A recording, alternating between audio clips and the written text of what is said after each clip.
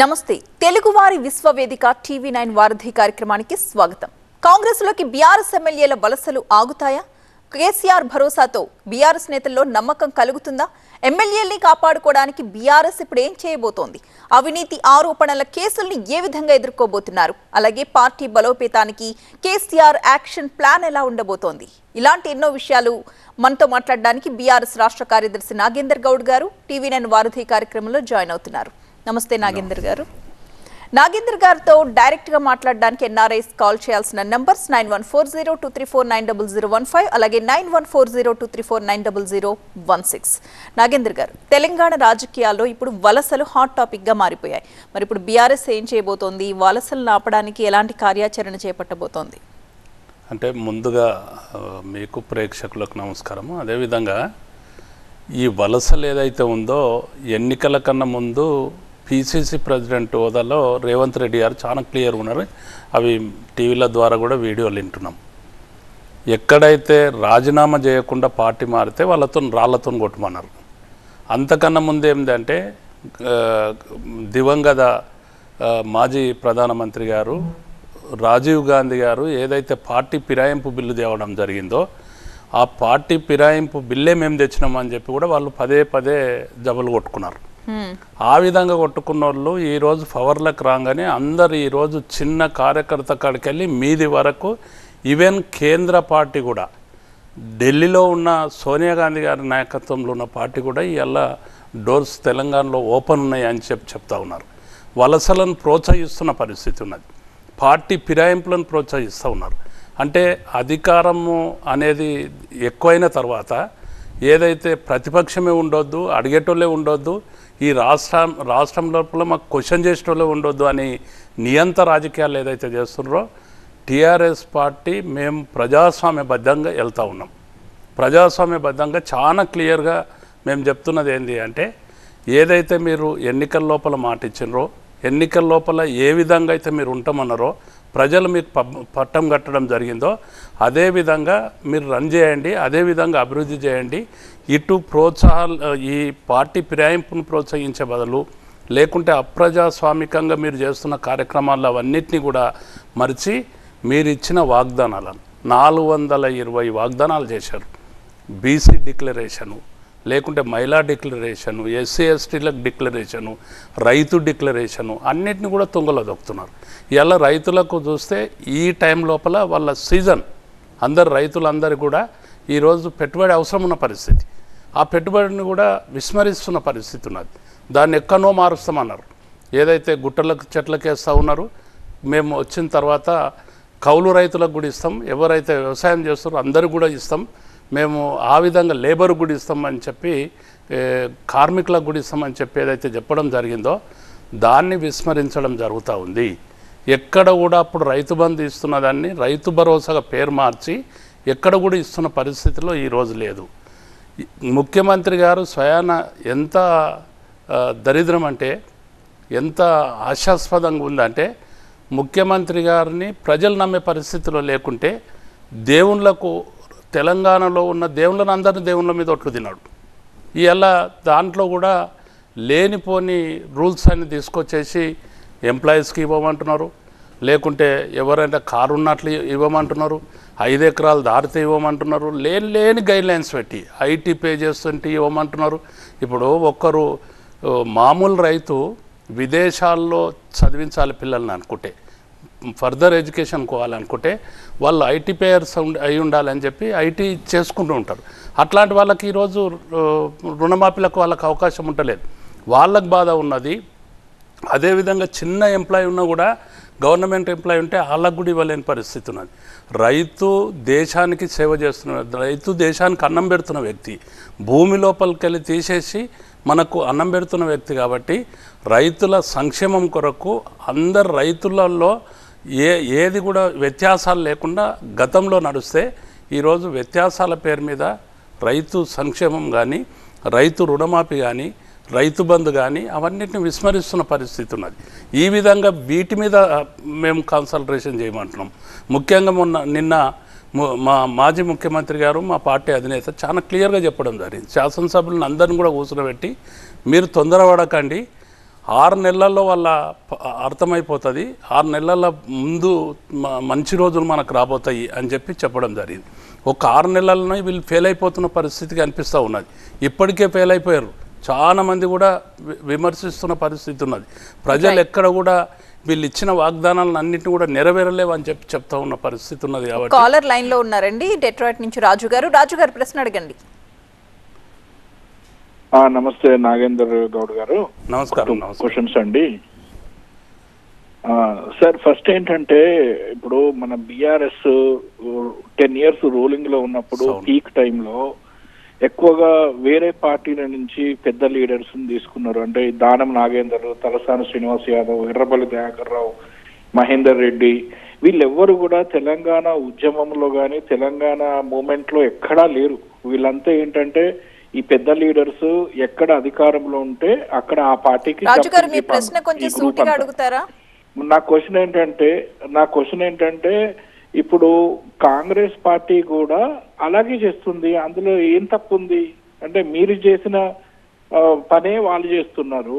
అధికారంలో ఏ పార్టీ ఉన్నా అధికారంలో ఉన్న పార్టీకే జంప్ అవుతూ ఉంటారు కదా, కాబట్టి అది చాలా కామన్. సెకండ్ క్వశ్చన్, ఇప్పుడు ఎక్కువగా ఈ కేసీఆర్ గారు అండి కామన్ మ్యాన్, అంటే పబ్లిక్ ఇష్యూస్ కామన్ మ్యాన్ తో కనెక్షన్ పోగొట్టుకున్నారు. ఎందుకంటే ఆయన ఎక్కువగా ప్రగతి భవన్ కి తర్వాత ఫామ్ హౌస్ కి పరిమితం అయిపోయి ఈ కామన్ మ్యాన్ తో ఉన్న కనెక్షన్ పోగొట్టుకుంటే మీకు డైరెక్ట్ ఫీడ్బ్యాక్ రాదండి. ఎందుకంటే ఇప్పుడు అంత పెద్ద లీడర్ కి కేసీఆర్ గారికి వాళ్ళకు ఒక కోటరీ ఉంటుంది, వాళ్ళు ఎంతసేపు ఒక భజన చేస్తూ ఉంటారు, పాజిటివ్ ఫీడ్బ్యాక్ ఇస్తారు. రాజు గారు మీ ప్రశ్నకి సమాధానం చెప్తారండి నాగేందర్ గారు. ఇప్పుడు రాజు గారికి నమస్కారము. ముఖ్యంగా రాజు గారు వేసిన క్వశ్చన్లో మీరు కూడా అదే చేసినారు, వాళ్ళు అదే చేస్తున్నారు, తప్పేంది అనే అర్థం వచ్చే తీరుగా మాట్లాడుతూ ఉన్నాను. నేను ఒక్కటి అడుగుతున్నా ఏంటంటే, ఎప్పుడైతే 14లో గవర్నమెంట్ వచ్చిందో రాజకీయంగా ఒక పునరేకీకరణ లో భాగంగా కేసీఆర్ గారు ఆ రోజున తెలుగుదేశం పార్టీ కూడా మర్జ్ అయిందండి. అలా తెలుగుదేశం లెజిస్లేచర్ పార్టీ మర్జ్ అయిన పరిస్థితి ఉన్నది. అదేవిధంగా వైసీపీ కూడా అప్పుడు మర్జ్ అయిన పరిస్థితి ఉన్నది. ఎక్కడ కూడా మళ్ళీ 18లో చూసుకుంటే కాంగ్రెస్ పార్టీ కూడా 12 మందితో వచ్చి మర్జ్ అయిన పరిస్థితి ఉన్నది. అంటే ఎక్కడైతే ఫిరాయింపు చట్టం వచ్చిందో ఆ ఫిరాయింపు చట్టంలో ఒకరిని ఇద్దరిని ఈరోజు తీసుకుంటున్నట్లు కాకుండా మర్జ్ చేసుకుంటాము అని చెప్పి వాళ్ళ పార్టీ లెజిస్లేచర్ పార్టీ వస్తే మర్జ్ చేసుకొని ఆ విధంగా తీసుకున్న పరిస్థితి ఉన్నది. కానీ ఇప్పుడు ఒక్కటి నేను ఏమడుగుతున్నా మేడం సూటిగా అంటే, కాంగ్రెస్ పార్టీని కానీ కాంగ్రెస్ పార్టీ గురించి ఆలోచన చేసే వ్యక్తులు కానీ నేనేమంటున్నా అంటే, ఈరోజు టీఆర్ఎస్ పార్టీ ఈ విధంగా చేసింది, ఆ విధంగా కాకుండా మేము వేరే రకంగా చేస్తాము. ఎవరైనా మా దగ్గరకు వచ్చినట్లయితే వాళ్ళు రాజీనామా చేయంది వచ్చినట్లయితే రాళ్లతోని ముఖ్యమంత్రి ఫస్ట్ రాయి కొడతాడు. ఫిరాయింపు బిల్లు తెచ్చిందేమేమన్నారు. మరి ఈరోజు ఏం చేస్తున్నారు? ఏం చెప్పి ప్రజలలో వచ్చిండ్రు? ఎందుకని ప్రజలను మోసం చేసిండ్రు? మా మీద లేనిపోని అభండాలు ఆ రోజు అర్థం లేకుండా సోషల్ మీడియాను కానీ వాళ్ళకున్న అన్ని ఛానల్స్ అన్నిటినీ కూడా ఉపయోగించుకొని అన్ని వనరులను ఉపయోగించుకొని మా మీద దుష్ప్రచారం చేశారు. ఈరోజు జరుగుతుంది ఏంది అనేది మనం ప్రశ్నించాల్సిన అవసరం ఉన్నది. అందుకే నేను ఒకటి ఏమంటున్నా అంటే, నీతులు వల్లిచ్చే కాంగ్రెస్ పార్టీ ఆ నీతులను అమలు చేయాలి, అదే దానికి కట్టుబడి ఉండాలి, అదే విధంగా ఉండాలి తప్ప ఈ విధంగా జరగొద్దు అనేది నా అభిప్రాయం. అంటే నేను ఒకటి రాజుగారి ప్రశ్నకి ఏమంటున్నా అంటే, అప్పుడు జరిగిన విధానం వేరే, ఇప్పుడు జరుగుతున్న విధానం వేరే. వీళ్ళే దాన్ని తప్పుపట్టి ప్రజల్లో ప్రచారం చేసుకొని వచ్చారు. వీళ్ళు కూడా మళ్ళీ ఆ విధంగా చేయడం అనేది నేషనల్ పార్టీగా కాంగ్రెస్ పార్టీ ఆ రోజు ఫిరాయింపు బిల్లును పార్లమెంట్లో తీసుకొచ్చారు. మరి వాళ్ళే ఈ విధంగా విస్మరించడము, కేంద్రంలో ఉన్న కాంగ్రెస్ పార్టీ పెద్దలే ఈరోజు చెప్పడము అది సమంజసమైంది కాదు. ప్రజలు ఎక్కడ కూడా దీనికి క్షమించరు అనేది నా అభిప్రాయం. అండ్ ఈరోజు కేసీఆర్ ఎమ్మెల్యేలతో సమావేశమయ్యారు ఫామ్ హౌస్లో. ఒక నెల రోజుల్లో ఓపిక పట్టండి, నెల రోజుల్లో కీలక పరిణామాలు జరగబోతున్నాయి అని అంటున్నారు. ఏం చేయబోతున్నారు నెల రోజుల్లో? రేవంత్ సర్కార్కి ఏదైనా షాక్ ఇచ్చే న్యూస్ ఏదైనా ఉండబోతుందా? మేడం ఏమంటున్నాం అంటే, కాంగ్రెస్ పార్టీ ఎప్పుడు పరిపాలన చేసినా కూడా 5 సంవత్సరాలు ఒక్కరిని కంటిన్యూ చేసింది లేదు. లేకుంటే ఒక ముఖ్యమంత్రిని దించాలంటే ఇంకో ముఖ్యమంత్రి రావాలంటే హైదరాబాద్లో కర్ఫ్యూలు జరగాలి, రాష్ట్రం అంతా అలజడులు జరగాలి. ఏదో దుర్ఘటనలు జరిగి ఆ విధంగా అధికారంలోకి వచ్చి ముఖ్యమంత్రి తర్వాత ముఖ్యమంత్రిని మార్చిన పరిస్థితి అది ఉన్నది. కానీ గౌరవ కేసీఆర్ గారు మాట్లాడిన దాంట్లో ఒక్క నెల ఆగుండి అంటే వాళ్ళు ఏదైతే ఆగస్టు చెప్పారు, ముందేమన్నారు, మేము ఇట్లా రాగానే అన్నింటినీ కూడా చేస్తామన్నారు. మహిళలకు 2500 ఇస్తామన్నారు, నిరుద్యోగులకు నిరుద్యోగ భృతి ఇస్తామన్నారు, రైతులకు అందరికి కూడా రుణమాఫీ ఎంబడే చేస్తామన్నారు 2 లక్షల రూపాయలు. అయితే మళ్ళా అధికారంలోకి వచ్చి ఏదైతే వాళ్ళు ప్రమాణ స్వీకారం చేసినాక 100 రోజులు అన్నారు. ఆ తర్వాత తీసుకుంటే ఈరోజు ఆగస్ట్ అన్నారు.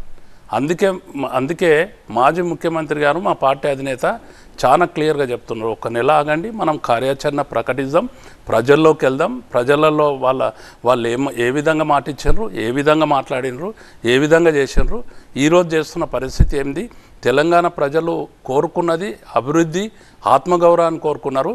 మళ్ళా ఢిల్లీ వీధుల్లో తాకట్టు పెట్టే తీరుగా పరిపాలన జరిగితే వాళ్ళు ఒప్పుకునే పరిస్థితి లేదు. అందుకే 1 మంత్ ఆగమన్నారు.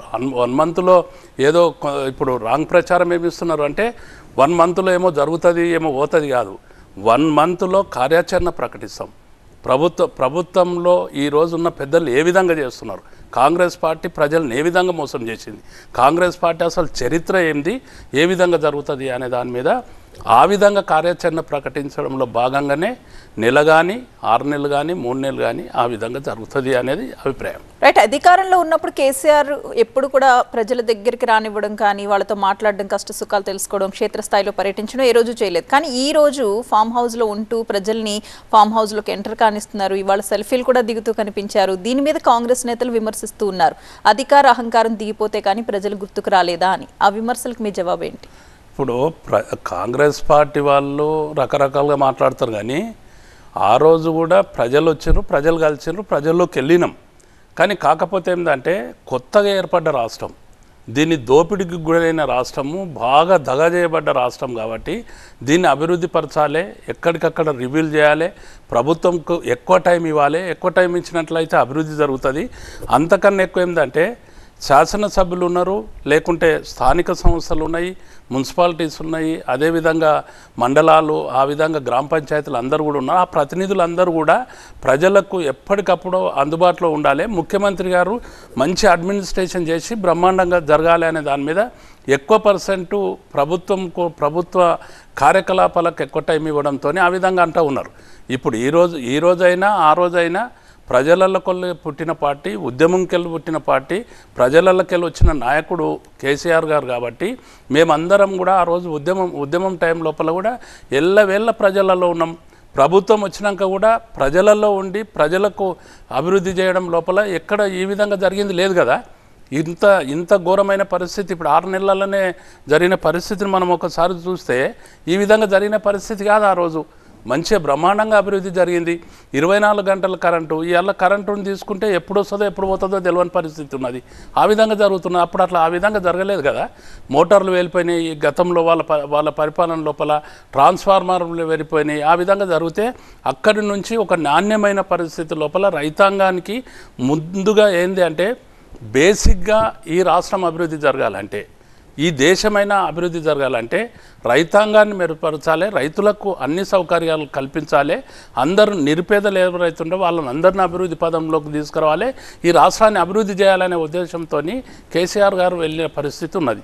దానికి ఏమంటున్నారు అంటే ఇవాళ ఏదో అధికారం వాళ్ళకు వచ్చింది, అధికారం దిగిపోయింది, అధికారం వచ్చినాడు ఎప్పుడు కూడా పొంగి పొర్లింది లేదు, అధికారం రానప్పుడు తగ్గింది లేదు. గతంలో చూసినాం టీఆర్ఎస్ పార్టీకి పదవులు పూర్తిగా ఇంతగానం రాజీనామా చేసి ఇంతగానం ప్రజల్లోకి వెళ్ళిన పార్టీ ఏకైక పార్టీ టీఆర్ఎస్ పార్టీ భారతదేశం లోపలనే. కేసీఆర్ గారు ఎన్ని పదవులు వదిలిండండి, భారతదేశంలో కేంద్ర మంత్రిని కూడా వదిలేసిన పరిస్థితి, ఇక్కడ డిప్యూటీ స్పీకర్ వదిలేసి, ఎమ్మెల్యేలు వదిలేసి ఎన్ని పదవులను ఆయన త్యాగం చేసుకొని ఆ విధంగా వచ్చిన పరిస్థితి ఉన్నది. తెలంగాణ రాష్ట్ర సమితి పదవి అంటే తెలంగాణనే ముఖ్యం, తెలంగాణ రావడం ముఖ్యం, తెలంగాణ అభివృద్ధి ముఖ్యం అని చెప్పి జరిగిన పరిస్థితుల్లో ఈ పార్టీ జరిగింది. కాబట్టి ఎక్కడ కూడా ప్రజలకు కేసీఆర్ గారికి దూరమైన పరిస్థితి కాదు. ఒకటే ఏంటంటే వీళ్ళు సాధ్యం కానిది అసాధ్యమైన వాగ్దానాలు చేసి ఏదైతే అధికారంలోకి ఈరోజు వచ్చిండ్రో ఈరోజు మేము ఒకటే అంటున్నాం, మీరు అధికారంలోకి వచ్చారు కదా, మీరు అన్నయ్య అన్నిటిని ఇంప్లిమెంట్ చేయండి.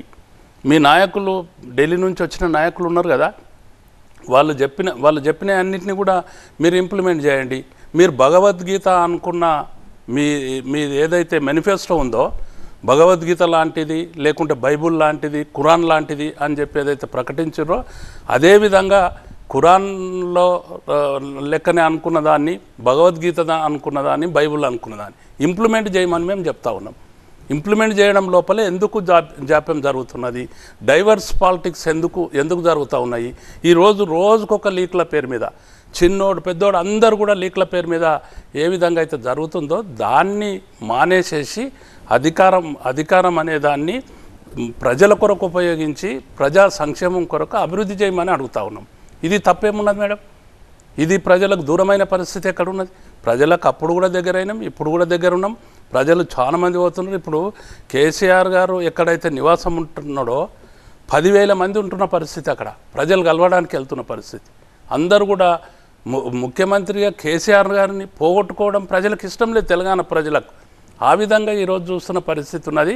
మీరు ఏదో పాఠ్యపుస్తకాల్లోకి వెళ్ళి పేరు తీసేయడం కానీ, లేకుంటే ముఖ్యమంత్రి గారు ఆయన చేసిన కార్యక్రమాలు ఏదైతే గతంలో చేసిన కార్యక్రమాలను అన్నింటినీ కూడా రద్దుపరిచి వారికి పేర్లు మార్చి తీసుకుపోవడం ఏదైతే జరుగుతుందో దాన్ని మానుకొని ప్రజల కొరకు చేయమనేది మా అభిప్రాయం. Right sir. అయితే కేసీఆర్ హయాంలో చేపట్టిన సీతారామ ప్రాజెక్టు ట్రయల్ రన్ ఈరోజు సక్సెస్ అయింది. అయితే మేము అధికారంలోకి వచ్చే 6 నెలల్లోనే ప్రాజెక్ట్ని సక్సెస్ చేశామని చెప్పేసి కాంగ్రెస్ అంటోంది. ఇందుకే ఎవరి క్రెడిట్ అది? అంటే ఇంతకుముందు కూడా కాంగ్రెస్ పార్టీ ఇప్పుడు ఏం కొత్త కాదు కదా, ఇంతకుముందు కూడా కాంగ్రెస్ పార్టీ ఉన్నది కదా. తెలంగాణ లోపల ఏ ప్రాజెక్ట్ అయినా ఫౌండేషన్లకే పరిమితమైన పరిస్థితి ఉన్నది కదా. ఫౌండేషన్లకు పరిమితం చేసి అసాధ్యం అనుకున్న ప్రాజెక్టులకు ఫౌండేషన్స్ వేసేసి వాళ్ళ ఏది కూడా లేకుండా తెలంగాణ ప్రజలను మోసం చేసి తెలంగాణ ప్రజలకు వస్తున్న నీటి వాటా ఏదైతే మనకు ప్రధానంగా కృష్ణానది కానీ గోదావరి నది కానీ మనకు వస్తున్న వాటాను కూడా విస్మరించి కిందికి తీసుకుపోయి ఆంధ్ర ప్రాంతానికే అభివృద్ధి చేసుకున్న పరిస్థితిలో ఈరోజు సీతారామ ప్రాజెక్టు ముమ్మాటికి కేసీఆర్ గారు దాన్ని స్థాపించిన ప్రాజెక్టు. ఆ ప్రాజెక్టు ఎవ్వరు ఏది కాదన్న కూడా కేసీఆర్ గారి పేరు ఎక్కడ కూడా తుడిపేయబడదు. వీళ్ళు వచ్చి 6 నెలల్లో చేసింది ఏం లేదు, దానికి ఇదైంది ఏం లేదు. వీళ్ళు అదే చెప్తా ఉన్నారు. మేము చేసిన వాటిని ఇనాగ్రేషన్ చేసి వీటిని ప్రకటించుకుంటున్నారు తప్పిస్తే వేరే జరుగుతున్నది లేదు. ఇప్పుడు ఇంకా కొత్తది స్టార్ట్ అయింది లేదు. రైట్. కాంగ్రెస్ అధికారంలోకి వచ్చి 6 నెలలు దాటిపోయింది. మరి ప్రభుత్వ వైఫల్యాలపై ఎప్పుడు కేసీఆర్ ప్రజల్లోకి వెళ్ళబోతున్నారు? అందుకే మేము అంటున్నాం కదా, 1 మంత్ ఆగండి అంటున్నాము. ఇంకా కూడా ఇప్పుడు ఆగస్టు దేవుళ్ళ మీద ఒట్టు తినరు కదా, ఎక్కడెక్కడ దేవుళ్ళ మీద యాదగిరి గుట్ట మీద తిన్నాడు, నరసింహస్వామి మీద, లేకుంటే ఇక్కడ అమ్మవారి టెంపుల్ మీద పెద్దమ్మ టెంపుల్ మీద అక్కడ తిన్నారు, లేకుంటే మహబూబ్నగర్లో అక్కడ అంటే కనిపించిన గుళ్ళకన్నిటి మొక్కిన పరిస్థితి ఉన్నది. కాబట్టి ఇంకొక 1 మంత్ ఆగితే ఆగస్టు కూడా అయిపోతుంది. ఆగస్టు తర్వాత ఏం చెప్తాడు అనేది దాని మీద మేము కార్యాచరణ చేస్తాం, ప్రజలను చైతన్యపరుస్తాం. ప్రజలను ఎక్కడైతే మోసపూరిత వాగ్దానాలు చేసిండ్రో ఆ వాగ్దానాలన్నింటినీ కూడా ఎండగడతాం, ప్రజల్లోకి తీసుకెళ్తాం.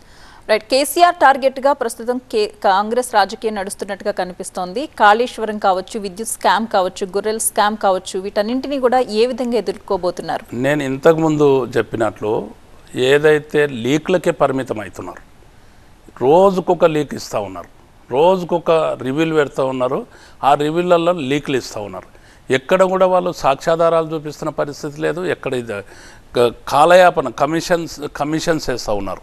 దాని మీద కమిషన్ను కూడా ఏకపక్షంగా తీసుకురావాలని చూస్తూ ఉన్నారు. ఆ విధంగా జరుగుతున్నది తప్ప కాంగ్రెస్ పార్టీ వాళ్ళు ముఖ్యమంత్రితో సహా అందరూ కూడా పండుకుంటే కూడా కేసీఆర్, లేస్తే కూడా కేసీఆర్, ఆయన కుటుంబము, పార్టీ తప్పిస్తే వేరేది లేదు తప్ప ఎక్కడ కూడా అవినీతి జరిగిన పరిస్థితి లేదు. రాష్ట్రాన్ని అభివృద్ధి చేయడం లోపల ఎక్కడ జరిగిన పరిస్థితి లేదు. వాళ్ళు భూతద్దాలు పెట్టి చూసినా కూడా వాళ్ళకు ఆడ జరిగితే కదా జరిగేది. అభివృద్ధిలో నిమగ్నమైన ప్రభుత్వం, అభివృద్ధిలో నిమగ్నమైన పార్టీ, అదేవిధంగా నాయకుడు ఆయన మీద లేనిపోని అబండాలు సృష్టించి లేనిపోని లీక్లు ఇచ్చి. మరి విద్యుత్ ఒప్పందాలకు సంబంధించి ఎందుకింత వివాదం జరుగుతోందంటారు?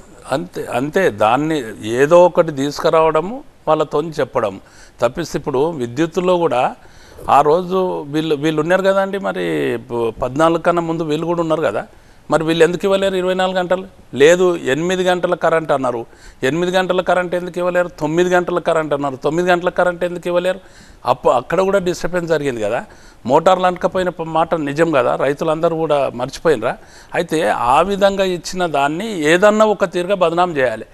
కరెంటు ఎక్కువ రేటు కొన్నారు, లేకుంటే ఆ ఒప్పందం కరెక్ట్ కాదు, ఆ ఒప్పందం మీద ఒక కమిషన్ వేసేసి, ఇప్పుడు ఎంత చిల్లి మేడం అంటే కమిషన్ వేస్తే ఆ కమిషన్ మీద హైకోర్టులో న్యాయ పోరాటం చేస్తుంటే దాన్ని కూడా తప్పుపడుతున్న పరిస్థితి ఉన్నది.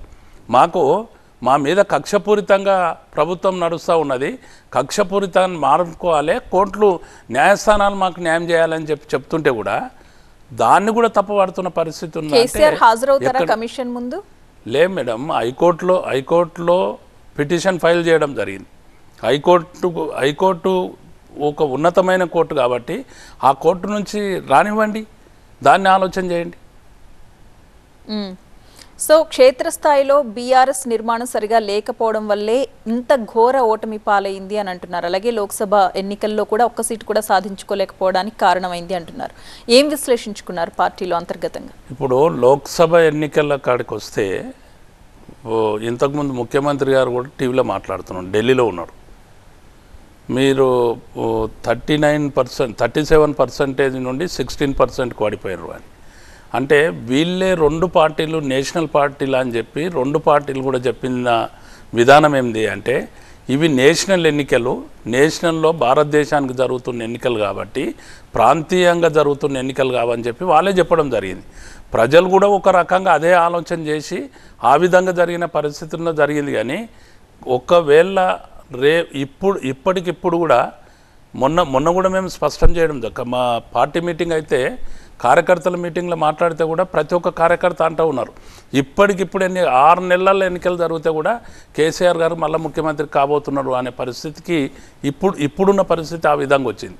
అందుకని నిర్మాణం చేసుకుంటాం, బ్రహ్మాండంగా ప్రజలు ఇచ్చిన ఏదైతే ఇంతకుముందు ఇచ్చిన ప్రోద్బలం ఏదైతుందో దాన్ని అదే విధంగా తీసుకొని పార్టీ నిర్మాణం బ్రహ్మాండంగా కేసీఆర్ గారి నాయకత్వం లోపల పార్టీ నిర్మాణం జరుగుతుంది. తెలంగాణ ఉద్యమంలో పోరాటం చేసిన పోరాట యోధులు ఉన్నారు, ఉద్యమ పార్టీ మాది, ఎంతోమంది యువకులు ఉన్నారు. అందరిని కూడా నూతన ఉత్సాహంతో పార్టీ రేపొద్దున నిర్మాణం కాబోతూ ఉంది. పార్టీ రేపొద్దున మళ్ళీ అధికారంలోకి కేసీఆర్ గారి నాయకత్వం లోపల డెఫినెట్గా రాబోతూ ఉంది. అయితే సింగరేణిపై కుట్ర జరుగుతోంది అని బీఆర్ఎస్ పార్టీ ఆరోపిస్తోంది. మరొక వైపు కాంగ్రెస్ పార్టీ సింగరేణి వెనుకాల పెద్ద స్కామే జరిగింది అని చెప్పేసి కాంగ్రెస్ నేతలు అంటున్నారు. అసలు ఏం జరిగింది? ఇప్పుడు కాంగ్రెస్ పార్టీ వాళ్ళకు ఒకటి నోరు తెరిస్తే స్కామ్ తప్పిస్తే ఇంకోటి లేదు. రాష్ట్రాన్ని కాపాడాలి. మా మాజీ ముఖ్యమంత్రి గారు మా పార్టీ అధినేత చాలా క్లియర్గా చెప్పిండు, ఎన్నికల లోపలనే చెప్పిండు, బీజేపీ పార్టీ అధికారంలోకి వస్తే డెఫినెట్గా మన సింగరేణి గన్ల మీద సింగరేణిని కూడా ప్రైవేటీకరణ చేసే లోపల భాగంగా వాళ్ళు ఆదానికి అంబానీ గారికి అప్పచెప్పడం జరుగుతుంది. ఇక్కడ కూడా ఒక కుట్ర జరుగుతుంది, దానికి కాపాడాలంటే టీఆర్ఎస్ పార్టీ కేసీఆర్ గారి నాయకత్వంలో అని చెప్పి స్పష్టంగా చెప్పడం జరిగింది. అదే జరిగింది ఈరోజు కూడా. వీళ్ళిద్దరు కూడా ఏకమయ్యేసేసి అక్కడ ఏదైతే టెండర్స్ పెట్టడం జరిగిందో అక్కడ టెండర్స్ పెట్టి అక్కడ జరుగుతున్న దాని లోపల ఇద్దరి కుట్ర కూడా ఉన్నది. దీన్ని కాపాడడానికి ఈరోజు గౌరవ కేటీఆర్ గారి నాయకత్వం లోపల తెలంగాణ భవన్లో బ్రహ్మాండంగా ఒక రివ్యూ జరిగింది. తప్పకుండా మేము అడ్డుకుంటాం, తప్పకుండా మా ప్రాంతం లోపల ఉన్న వనరులను కాపాడుకుంటాం, సింగరేణిలో ఉన్న ప్రతి కార్మికుని కాపాడుకుంటాం, ఆ ప్రాంతాన్ని కాపాడుకుంటాం. మన దగ్గర ఉన్న ఖనిజ వనరులను ఎక్కడ దోపిడీకి గురైతే ప్రైవేటీకరణ పేరు మీద దోపిడీ జరిగితే ఎక్కడ కూడా ఊరుకునే మాట లేదని చెప్పి మేము స్పష్టం చేసి మా పార్టీ అదేవిధంగా ముందుకెళ్ళడం జరుగుతుంది. కాంగ్రెస్ వాళ్ళు అంటున్నారు దాని మీద స్కామ్, దీని మీద స్కామ్లతో పుట్టిన పార్టీ అది కాబట్టి, స్కామ్లే చేసిన పార్టీ కాబట్టి ఆ విధంగా మాట్లాడుతూ ఉన్నారు. ఇప్పుడు పార్టీ భవిష్యత్ కార్యాచరణ ఏంటి? పార్టీలోంచి ఎమ్మెల్యేలు వలసలు పోకుండా ఎలాంటి జాగ్రత్తలు తీసుకుంటున్నారు? అలాగే ప్రజా సమస్యలపై ఏ విధంగా గళమెత్తబోతున్నారు? ఇప్పుడు పార్టీకి వెళ్ళి వలసలు పోవడం అంటే ఎవరో ఒకరిద్దరు 4-5 మంది పోతారు, పోతే కూడా దాంట్లో ఒరిగేది ఏం లేదా, అయ్యేది ఏం లేదు. ఎందుకంటే ప్రజలు కేసీఆర్ గారి నాయకత్వాన్ని కోరుకున్నప్పుడే వీళ్ళందరూ వచ్చారు. లేకపోతే ఇప్పుడు మా దగ్గరకు వచ్చిన వాళ్ళు కూడా పార్టీ 14లో కేసీఆర్ గారిని ముఖ్యమంత్రి చేసినాక వచ్చిన వాళ్ళు ఎవరైతే ఉన్నారో అందులోకెళ్ళి ఎవరైనా పోతే పోవచ్చు, దానికి ఏమి దాంతో మాత్రాన నష్టం జరిగేది ఏం లేదు. పార్టీ చాలా క్లియర్గా ఒక కార్యాచరణ నిర్మాణం జరుగుతుంది, పార్టీ కమిటీలు జరుగుతాయి, పార్టీలో అంతర్గతంగా బ్రహ్మాండంగా ఈ పార్టీని అభివృద్ధి కొరకు తెలంగాణ ప్రజలందరూ కూడా కోరుకుంటున్నారు. కాబట్టి మంచి నిర్మాణంతో ప్రజాస్వామ్యం లోపల ఇప్పటికి 10 సంవత్సరాల పరిపాలన, అంతకన్నా ముందు ఉద్యమం లోపల కూడా చూసినాం, ఎన్నో పార్టీలు పుట్టుకొచ్చినాయి, ఎంతోమంది నాయకులు ఉద్యమం చేశారు. కానీ కేసీఆర్ గారి నాయకత్వంలో చేసిన తెలంగాణ రాష్ట్ర సమితే గోల్ రీచ్ అయ్యి తెలంగాణను తెచ్చినాం, తెలంగాణను సాధించుకున్నాం. ఈరోజు కాంగ్రెస్ పార్టీ వాళ్ళు అంటున్నారు మేము తెలంగాణ ఇచ్చినాం. ఎక్కడ ఇచ్చినారండి మీరు? ఎన్ని ప్రాణాలు పోయినాక ఇచ్చారు? గతంలో జరిగిన ఉద్యమాలను ఎక్కడ చేశారు? ఎక్కడ మర్జీ చేసుకున్నారు? ఏ విధంగా జరిగింది? ఇదంతా ఒక చరిత్ర ఉంది. కలిపింది మీరే, అన్యాయం చేసింది మీరే, మళ్ళీ ఇవాళ ఇచ్చినామంటున్నాం మీద. అందుకే తెలంగాణను సాధించుకున్న పార్టీ, తెలంగాణ కొరకు పుట్టిన పార్టీ, తెలంగాణ ఉద్యమంలో ఉన్న నాయకులందరూ కూడా ఇక్కడ ఉన్నారు. కాబట్టి డెఫినెట్గా ఏ పరిస్థితి లోపల పార్టీ నిర్మాణం బ్రహ్మాండమైన నిర్మాణం చేసుకుంటాం, బ్రహ్మాండంగా అభివృద్ధి జరుగుతుంది. అదేవిధంగా ప్రజలను అందరిని కూడా చైతన్యపరుస్తాం. తెలంగాణ ప్రాంతం లోపల ఉన్న ఖనిజ వనరులతో సహా తెలంగాణ సంపదనంతా కూడా ఎక్కడనన్నా దోపిడీ జరిగితే ఊరుకునే మాట లేదు, దానికి కాపులగా ఉంటాం, ఖచ్చితంగా ఉద్యమిస్తాం, అన్నింటినీ కూడా ప్రజాక్షేత్రంలోకి తీసుకెళ్తాం, పార్టీ నిర్మాణం చేసుకుంటాం. రైట్, థ్యాంక్ యూ నాగేందర్ గారు వారధి కార్యక్రమానికి వచ్చినందుకు. ఇది వాళ్ళ